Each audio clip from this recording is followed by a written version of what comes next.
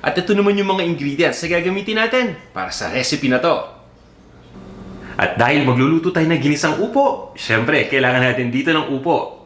Ito yung ating upo o yung battle gourd. Ang ginawa ko ay hiniwa ko lang at pagkatapos ay binabad ko lang ito sa tubig sandali para lang maiwasan itong mag-oxidize o magkulay brown kagad. Gagamit din tayo dito ng 2 lata ng sardinas. Yung maliliit na sardinas lang ang gamit ko dito. At ito yung spicy sardines. Ito yung sardines in tomato sauce.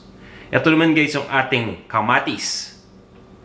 Yung sibuyas, pati na rin bawang. At bukod sa mga ingredients na to, gagamit din tayo dito ng mantika, patis, ground black pepper, at konting tubig. Kung handa na kayo, mag-umpisa na tayo. Magpapainit lang tayo dito ng kawali.